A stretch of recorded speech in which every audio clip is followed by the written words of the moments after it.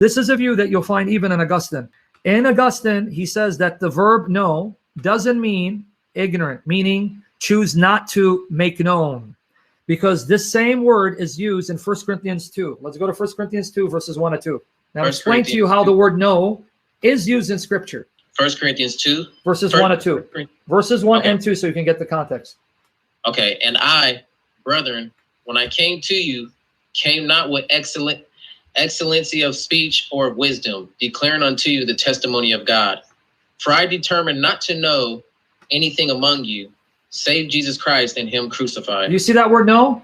Look what Paul said. I chose not to know anything among you except Jesus Christ and him crucified. Does that mean Paul literally didn't know anything but the crucifixion? No. So you see how the word know is being used. It's not saying that Paul literally didn't know anything except Jesus was crucified. Didn't know anything. Didn't know his name. Didn't know his birth. Didn't know his ethnicity. That's all I know. Jesus crucified. I know nothing else. Here it means I chose not to make known to you anything but Jesus Christ crucified. So it's the same word used in Mark 13:32, Matthew 24:36. So according to this view, just like Paul knew a lot more, but chose not to reveal the things he knew, what Jesus is actually saying, and this is an ancient view, by the way, what Jesus was literally saying is, of the day or hour, it's not for man to make known, nor is it for the angels to make known, to reveal, nor is it my prerogative to reveal it, except the Father. So what this view is saying, is that it is the Father's prerogative in the Godhead to determine when the day or hour will be made known. So it's not that Jesus doesn't know. It's because he's the Son, subject to the Father. It's not his prerogative to make it known unless the Father wants it to be known. Amen.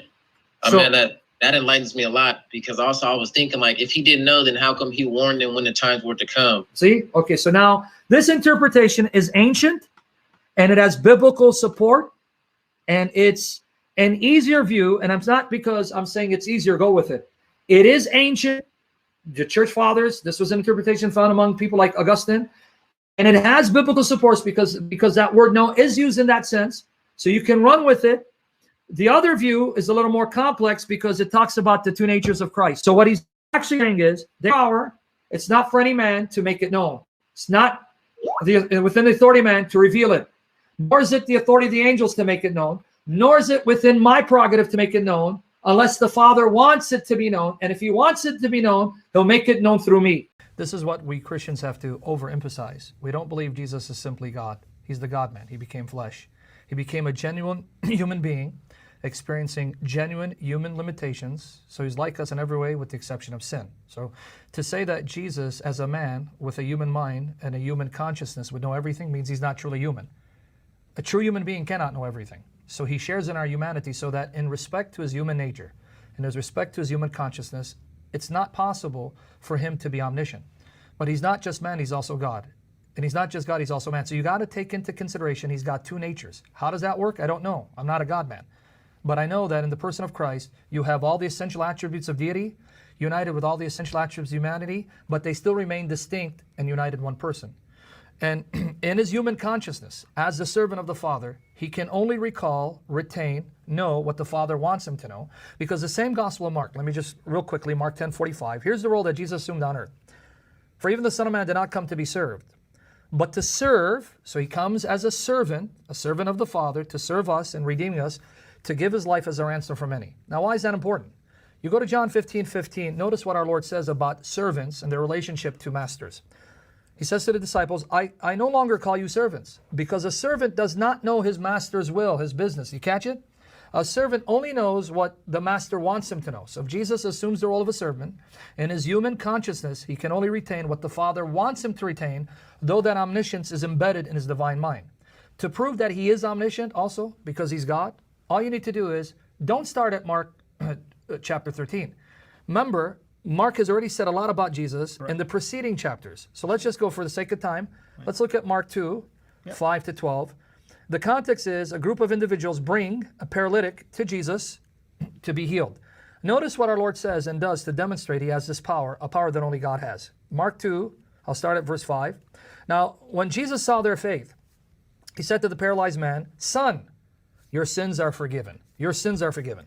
Now notice the reaction of the people. Now some teachers of the law were sitting there thinking to themselves, why does this fellow talk like that? He's blaspheming. Who can forgive sins but God alone? As an interesting side note, if you go to chapter 3, verse 135 of the Quran, it says the same thing.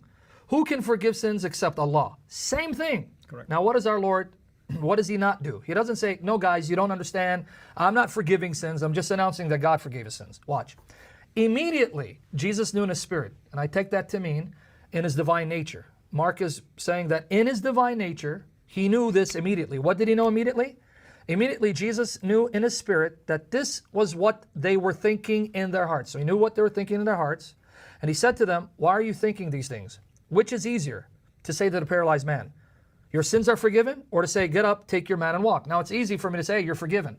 But to heal your paralysis, that's something that if I'm a fake, I can't do and get away with. Now watch what he says. But I want you to know that you may know that the Son of Man, Jesus, has authority on earth to forgive sins. So he says to the man, I tell you, get up, take your mat and go home. And immediately he got up and walked. So notice three things Jesus did. Forgave sins, knew what they're thinking in their hearts, immediately knew this, and healed the man's disease. Let me just read one passage for the sake of time. Them by speaking to him. Psalm 103, 2-4. Watch this. Praise the Lord, O my soul. Psalm 103, 2-4. Praise the Lord, O my soul. And forget not all his benefits, who forgives all your sins and heals all your diseases, who redeems your life from the pit and crowns you with love and compassion. Jesus forgave the man his sins, healed his disease, and in Mark 10:45 he says he redeems our life from the pit. And then elsewhere in 1 Kings 8:39 we're told, no one knows the hearts of the sons of men except God. And yet it says Jesus immediately knew what they were thinking in their hearts. That's right. Could Mark be any clearer that Jesus is omniscient, that Jesus has the power to forgive sins, which is something God alone can do, and he heals diseases to prove that he can forgive sins and has access to our thoughts? What else does Mark need to do That's right. And also, to demonstrate that? The Pharisees who were saying this, it wasn't just one person. It was more than one person. Yes. Yeah. So now we follow what we call Toda Scriptura, the term, all of Scripture. I stay with Mark because typically what Muslims like to do if I go outside of Mark, oh, well, see, that's Paul. Yeah. Mark doesn't agree with Paul. I wanted to first prove my case from Mark, but now here's corroborating evidence from John that Jesus is omniscient. In John 16, I won't read all of it for the sake of time, verses 25-31, Jesus says in John 16, 25-31, he's now speaking plainly, not figuratively. Speaking plainly, not parables, and he speaks plainly, clear as day. When he finishes talking to them, verses 29-31 of John 16, notice what the disciples say. Then Jesus' disciples said, now you are speaking clearly, without figures of speech. Plain language. Now we can see that you know all things, and that you don't even need to have anyone ask you questions. What they mean is, usually I'll ask a question to test your knowledge. Do you really know yourself? Well, how do you answer this? We don't need to do that anymore. You've convinced us you know all things. Now, if Jesus didn't know all things, he should have rebuked them. Now notice what he says. This makes us believe that you came from God. Jesus says, do you now believe? You finally got it? That's now before the resurrection. He knows everything. After the resurrection, about 2 weeks afterwards, 3 weeks afterwards actually, John 21:17, the third time he said to him, Simon, son of John, do you love me? Peter was hurt because Jesus asked him the third time, do you love me? He said, Lord, you know all things. You know that I love you. In other words, why are you even asking? Since you know everything, you know whether I love you or not. You're an omniscient God. Before the resurrection, he knows all things. After resurrection, he knows all things. And according to 1 John 3:20, he must be God. Because in 1 John 3:20, we're told, if our hearts condemn us, we know that God is greater than our hearts, and he knows everything. What else do you need? Well, if he knows everything, what about the hour? That's because as a man, functioning in the role of a servant, he can only retain in his human consciousness what the Father wants him to retain. So you, sir, are saying, instead of just going with this verse, which might mean multiple things, we're going to look at the rest of what Jesus said. Yes, and Mark and the Bible's own. And we're going to interpret what he says in Amen. light of other things he said. Even after, I think it's interesting in Acts chapter 1, before the ascension, where they ask him the same question. When's this going to happen? Beautiful, right? yeah, Acts 1:6 so he says in Acts 1:6, so when they had come together, they asked him, Lord, will you at this time restore the kingdom to Israel? He said to them, it is not for you to know the times or seasons that the Father has fixed by his own authority. So there it's not... I don't know. Yeah, exactly. It doesn't not for me you ask or you me this, to know. It's not for you to know.